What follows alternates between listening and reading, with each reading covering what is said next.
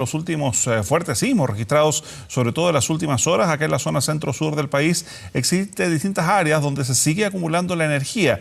¿Está nuestro país preparado para eventuales movimientos telúricos de mayor envergadura? Bueno, ¿cuáles son aquellas zonas geográficas donde se espera mayor actividad sísmica? Vamos a conversar con el subdirector del Centro de Investigación para Riesgos de Desastres, SIGIDEN, Gabriel González. Gabriel, muchas gracias por estar aquí esta tarde. Buenas tardes. Muy buenas tardes a ustedes. Sí, partir por lo que veíamos recién ahí en Constitución. Este fue el sismo 6,6 que se registró el día domingo y muchos se preguntaban por la zona donde se registró si es que esto podría ser una réplica tardía del terremoto del 27F. No, es súper difícil decir que se trata de una réplica tardía. Lo interesante es que este sismo ocurre dentro de la ruptura que fue la del terremoto del Maule del 2010.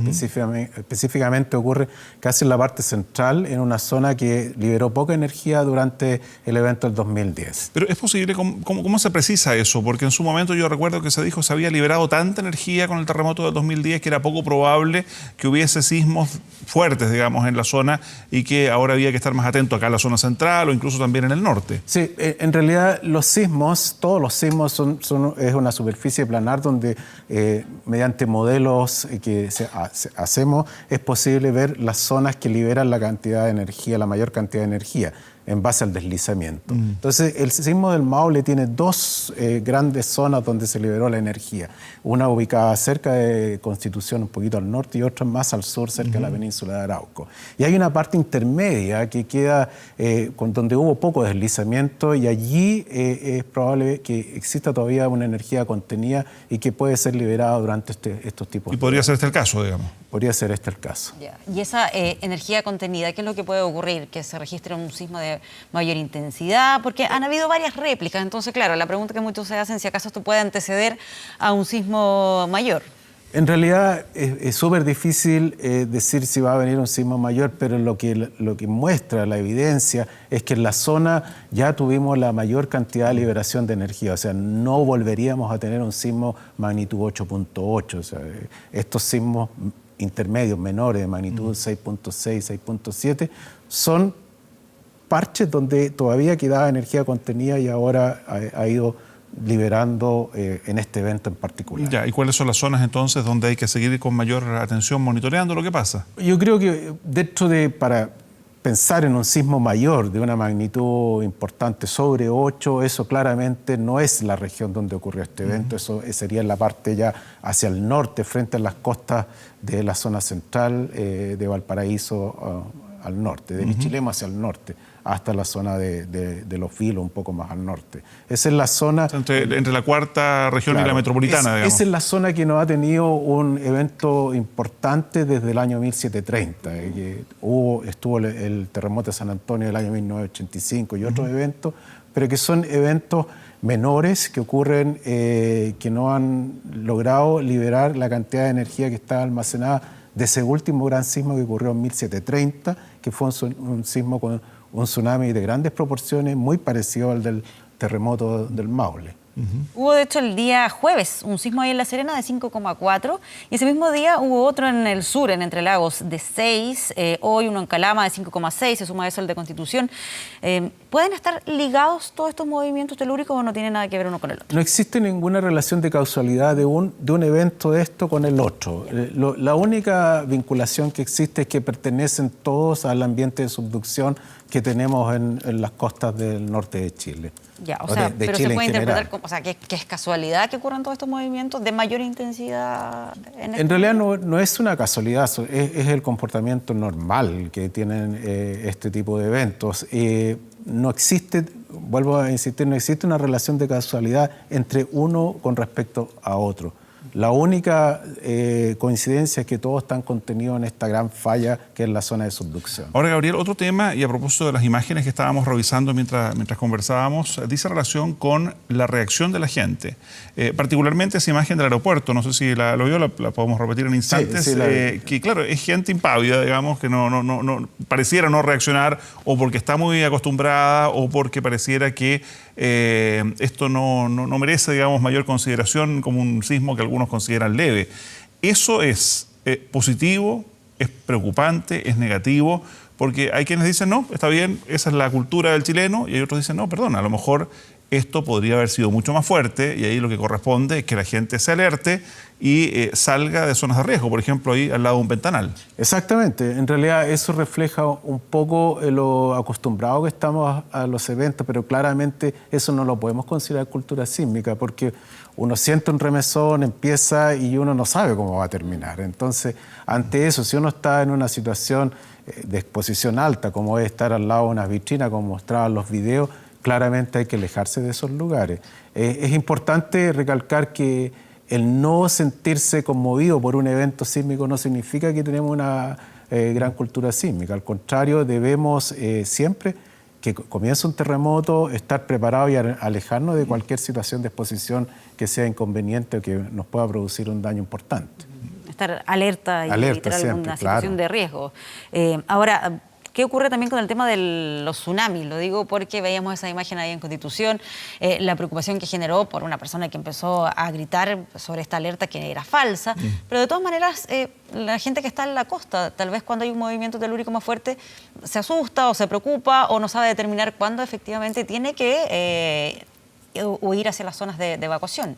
Claro, la recomendación general que hacen todos los expertos en prevención y mitigación del impacto de tsunami es que si uno está en una zona de inundación, cerca de la playa, en la línea de costa, y no puede mantenerse de pie porque el sismo está agitando mucho y está produciendo caída de objetos, uno claramente tiene que evacuar inmediatamente y no esperar que se gatille una alerta de tsunami. Claro, eso puntualmente para esa zona, digamos que podría haber sido Constitución en el 2010, pero está la situación también de Juan Fernández en esa época, donde ni siquiera tembló y llegó la ola producto del terremoto en la zona continental. Entonces uno siempre dice cuando tiembla, bueno, habrá sido más fuerte, más al norte, más al sur, y particularmente las zonas de costa. Es súper bueno lo que indicas, Mauricio, y creo que ese es un elemento súper importante tener en cuenta. Hay situaciones en las cuales nosotros nos vamos a ser alertados por el sismo mismo, pero nos puede llegar un sismo que ocurrió en una zona remota. Pero afortunadamente, si uno no siente el sismo, hay un tiempo en que las autoridades o uno se puede informar de que puede llegar un tsunami. Entonces, los tsunamis que ocurren a distancias grandes, por ejemplo, si ahora ocurriese un tsunami o terremoto, perdón, en Arica, seguramente eso va a demorar varias horas en llegar a las costas de la zona de Constitución y las autoridades van a poder alertar a través de distintos medios. Sí. Ahora, ayer de hecho, en este sismo 6.6 hubo lo que técnicamente se denomina un tsunami, pero instrumental, ¿no? O sea, se confunde con el oleaje habitual, pero ¿es posible registrarlo? Exactamente. Yo estuve mirando unos mariógrafos y efectivamente hubo un tsunami instrumental, el cual se puede percibir muy bien en la variación de la marea. Claramente ¿A cuánto alcanzó esto? Son centímetros, ¿no? Pero es claramente visible en el mariógrafo, imperceptible por las personas. Las personas no pudieron percibir nada. Ahora, algo que me preguntaban acá, estas réplicas que han ido ocurriendo después de ese sismo ahí en Constitución, ¿es algo que se puede interpretar de manera positiva? Es decir, ¿que se está liberando energía cada vez que hay una de estas réplicas? O sea, es lo normal que ocurra. O sea, un terremoto de magnitud 6.6 como el que ocurrió va a generar réplicas y eso está ocurriendo. Estuve mirando el registro y van desde magnitudes locales de 3 a 5, es lo normal. Entonces, ahora que eso libera una cantidad mínima de energía. El sismo principal, 6.6, el que liberó la mayor cantidad de energía, ahora estas réplicas en realidad son liberaciones menores de energía. Y respecto de la profundidad, porque en el primer informe de sismología se hablaba de una profundidad de apenas 1 kilómetro, luego más tarde esto se corrige a 30, digamos, pero de todas maneras podríamos hablar de un sismo superficial, está en un rango medio. Bueno, hay variaciones, depende de la agencia que uno consulte. El Servicio Geológico de Estados Unidos lo pone a 15 kilómetros, el servicio Geofon, que es un centro de observación de terremotos en Alemania, lo pone a 25 kilómetros, el Centro Sismológico Nacional lo pone del orden de 25 o 30 kilómetros, pero hay una incertidumbre bastante grande. ¿Por qué la diferencia, perdón? Tiene que ver con los modelos de velocidad que se utilicen. Voy a entrar en un tema técnico. Es que esto es importante también por los efectos que podría tener, ¿no? Exactamente, pero en realidad uno tiene que pensar que la primera estimación es una estimación automática que necesita ser revisada por especialistas y eso es lo que se está haciendo hoy en día, corrigiendo la localización del evento. Geofón partió con 31 kilómetros, ahora lo está poniendo, no, con menos, con 10 kilómetros, ahora lo pone a 25 kilómetros, con la revisión manual que ellos hicieron. Entonces, es súper complejo definir con precisión en los primeros momentos la profundidad de un sismo. Es una de las variables más complejas de definir. Sí, y puede haber sido también ese tema de la profundidad lo que hizo que lo que ocurrió el día jueves, en que hubo ese sismo en La Serena, que fue de 5,4, se percibiera ahí con mayor intensidad que lo que ocurrió en Entre Lagos, que fue de 6. Exactamente. Lo que pasa es que el sismo de Entre Lagos ocurre más o menos como a 110 kilómetros de profundidad y este ocurre a 30 kilómetros de profundidad y está muy cerca de la línea de costa, entonces las personas lo perciben porque el sismo está, la fuente donde ocurre el epicentro está muy cerca de donde viven. Por ejemplo, si nosotros viviésemos en una isla donde ocurrió el sismo de ayer, el 6.6, si tuviésemos una isla, viviendo en una isla, directamente sobre el epicentro el hipocentro del sismo, seguramente lo hubiésemos sentido tremendamente fuerte, con una intensidad de Mercalli de 7 a 8. Entonces va a depender de cuán lejos estemos de la fuente. Ahora, mirando el vaso medio lleno, digamos, a partir de la experiencia de ayer y la de otros días, lo que sí podemos hablar en términos positivos es la calidad de la construcción en nuestro país, porque salvo casos muy puntuales, en general se ve que las construcciones todas ellas resisten, ¿no? Sí, hay que tener en consideración que estos sismos están bien lejos de donde están las ciudades. En este caso, la línea de costa está a 48 kilómetros, que es una distancia relativamente importante. Ahora, sí, pero así todo un 6,6 en otros países hemos visto que dejan desastres. Lo que pasa es que esos 6,6 o 6,7 como ocurren a 6 kilómetros de profundidad. Entonces es distinto estar a 38 que a 6,6 kilómetros de distancia. Nos llega muy fuerte el impacto cuando estamos a 6,6 kilómetros de distancia. Por ejemplo, en Nepal, hace un tiempo atrás, ocurrió un terremoto de esta magnitud y produjo daño, destrucción y muerte en una ciudad en Nepal porque el sismo estaba ahí directamente abajo, a 6 kilómetros de profundidad.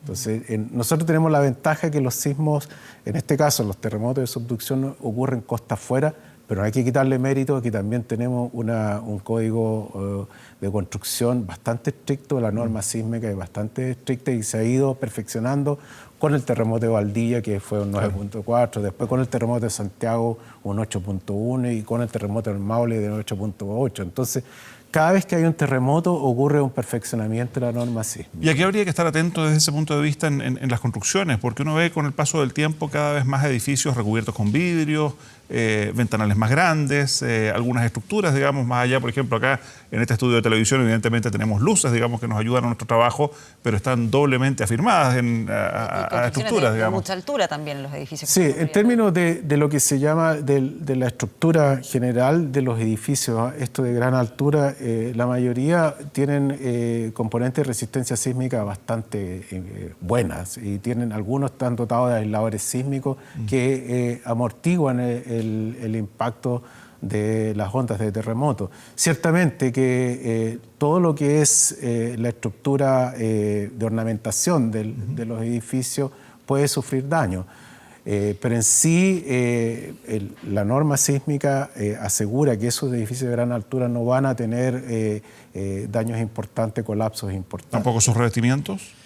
Sus revestimientos, yo diría que parte de los revestimientos de obra gruesa, no de lo que es vidrería, eso puede tener daños importantes. Es que estoy pensando, por ejemplo, el caso más clásico aquí, el edificio de Costanera Center, digamos, que es el edificio más alto de Chile, uno de los más altos de Sudamérica, y es que está completamente revestido en vidrio. Sí, ahí yo diría que yo no soy un especialista en construcción antisísmica en ese detalle. Yo creo que hay que preguntarle a los ingenieros civiles, pero me imagino que eso deben tener ciertos resguardos a las solicitaciones sísmicas. Debe estar de alguna manera contemplado en la estructura del edificio que eso no tengan un colapso importante. Me imagino yo. Claro. Esperemos. Ahí estamos viendo el video de lo que pasaba en el aeropuerto y lo cerca que estaban algunos pasajeros de esa parte con vidrio. Solo me quedó una duda. En esa zona, que corresponde a la zona central, que usted comentaba que desde 1730 que no hay un terremoto de mayor magnitud. Yo sé que los terremotos no se pueden predecir, pero ¿hay alguna estimación, por ejemplo, de la energía acumulada en ese sector o qué tan fuerte, qué tan intenso podría ser un sismo en ese sector? Bueno, es súper difícil de estimar, pero uno podría decir que en términos generales existe la energía suficiente para generar un terremoto de magnitud 8.5 y superior. Hasta ahí es como una estimación bastante gruesa. Es súper difícil estimar un próximo evento en esa zona, pero hay una energía suficientemente acumulada para producir un terremoto de dimensiones importantes. Muy bien, pues su director del Centro de Investigación para Riesgos de Desastres, Gabriel González, muchísimas gracias por habernos muchas gracias acompañado. a ustedes.